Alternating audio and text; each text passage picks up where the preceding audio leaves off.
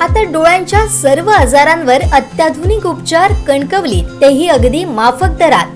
Nap I hospital Miraj संचलित विवेकानंद नेत्रालय आणि retina centre मध्ये आजपर्यंत 15,000च्या वर डोळ्यांचे ऑपरेशन्स, विना टाका विना इंजेक्शन मोतीबिंदू शस्त्रक्रिया, डोळे तपासणी, चष्मा, तिरळेपणा आणि डोळ्यांच्या सर्व आजारांवर उपचार, डायबेटिक आणि उच्च रक्तदाब असलेल्या रुग्णांवरही डोळ्यांचे उपचार.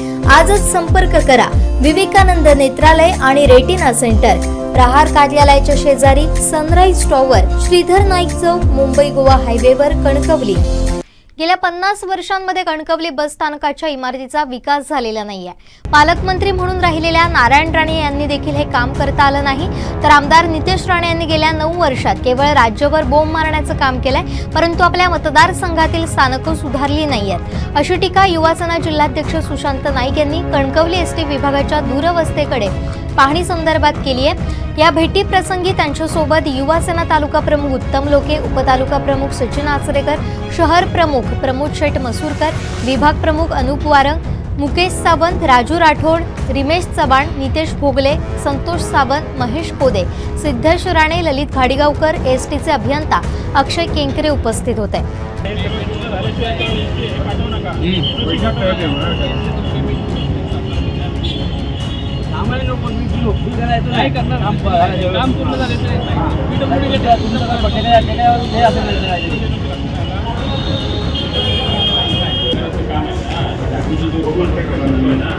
एवढा वेळ का लागतो ट्रॅक्टरमध्ये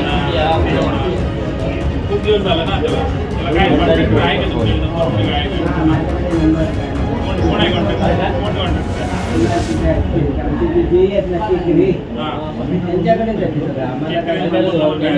आम्ही गेले 15-20 दिवसापूर्वी एक निवेदन दिलं होतं की हे खड्डे बुजवा म्हणून, आणि त्याच्यानंतर एक टेंडर निघालं आहे 4,26,000चं, आणि पेवर घालून हे खड्डे बुजवण्याचं काम चालू आहे, कॉन्क्रिटीकरणाचं काम चालू आहे, पण ते खूप डिले चालू आहे. म्हणून आम्ही इथे आज यांना जाब विचारण्यासाठी कॉन्ट्रॅक्टर आणि जे यांचे अभियंता आहेत त्यांना जाब विचारण्यासाठी इथे आलेलो होतो युवासेनेमार्फत.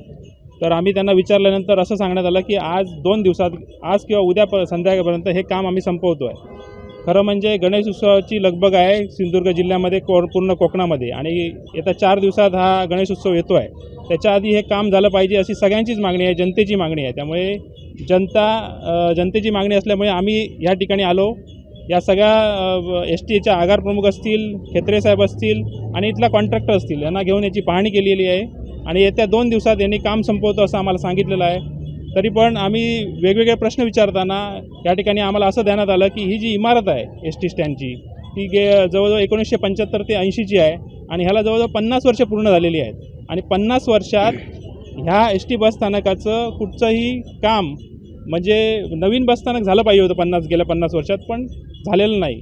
ही जबाबदारी कोणाची आली तर इथल्या लोकप्रतिनिधी आली, इथल्या आमदार नितेश राणेंची आली. त्यांनी काही जबाबदारी पूर्ण केलेली नाही आहे.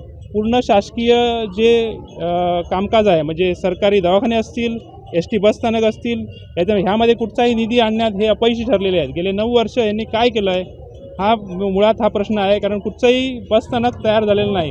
तुम्ही ह्या ठिकाणचं बघाल, ह्या विधानसभेच्या मतदारसंघातलं यांच्या ठिकाणी बघाल तर हे बसस्थानक असेल, कणकवलीचं वैभववाडीचं बसस्थानक असेल आणि देवगडचं बसस्थानक असेल, ह्याचप्रमाणे ते धुळकात पडलेलं आहे. कुठचीही डागडुजी, कुठच्याही प्रकारची नवीन बिल्डिंग या ठिकाणी झालेली नाही.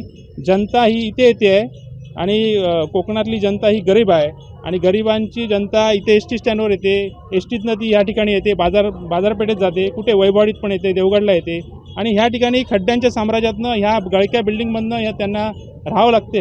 हे दुर्दैव आहे. खरं म्हणजे ह्याचा फॉलोअप घेतला पाहिजे होता, ही बिल्डिंग झाली पाहिजे होती, अशी सगळ्यांचीच मागणी आहे. गेले 50 वर्षात हा विकास झाला नाही, कारण जेव्हा नारायण राणे पालकमंत्री असतानासुद्धा झाला नाही आणि नितेश राणे आज आमदार असतानासुद्धा 9 वर्ष हा झालेला नाही. मग ही जबाबदारी कोणाची आली?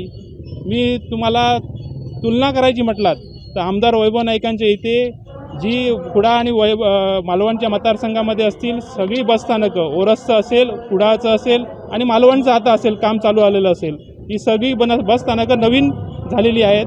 आणि इथलं जर बघितलात तुम्ही तर इथलं कुठचंही बसस्थानक हे नवीन झालेलं नाही. ही कुठचीही यंत्रणा, म्हणजे सरकारी दवाखाने असतील, ही सरकारी यंत्रणा पूर्णपणे ह्या आमदारांनी ठप्प करून ठेवलेली आहे. फक्त महाराष्ट्रभर जाऊन बोंबलत फिरणं, पण कुठच्याही शासकीय यंत्रणेचा वापर न करता जनतेला दिशाभूल करणं एवढंच काम याचं राहिलेलं आहे. जनतेची सेवा करण्याचं काम तुम्ही घेतलं पाहिजे अशी ह्या ठिकाणी मी या ठिकाणी सांगेन. कारण हे जनतेचं काम आहे, जनतेचं काम करा. बोंबलत फिरण्यापेक्षा जनतेचं काम तुम्ही केलं पाहिजे. इथली जनता ही एस टीतनं येणारी आहे, मर्सिडीजमधनं फिरणारी नाही आहे. त्यामुळे तुम्ही जर मर्सिडीने फिरत असाल तर इथली जनता ही एस टी स्थानकात येते. त्यामुळे त्यांच्यासाठी सोय काहीतरी तुम्ही केली पाहिजे असं ह्या ठिकाणी आम्ही युवा सेनेमार्फत सांगत आहोत.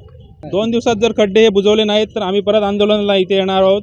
आम्ही जे अभियंता आहेत त्यांची आणि इथले आगार प्रमुख आहेत त्यांना आम्ही पहिलीच सूचना दिलेली आहे. जर तुम्ही आज आणि उद्या संध्याकाळपर्यंत खड्डे बुजवले नाहीत तर आम्ही परत इथे युवा सेना आंदोलन छेडेल. आमचे दिवसभरातले सर्व अपडेट्स, ताज्या घडामोडी आणि थेट लाईव्ह पाहण्यासाठी सबस्क्राईब करा, लाईक करा कोकणचं नंबर 1 महा चॅनल कोकण 7 लाईव्हचं YouTube चॅनल.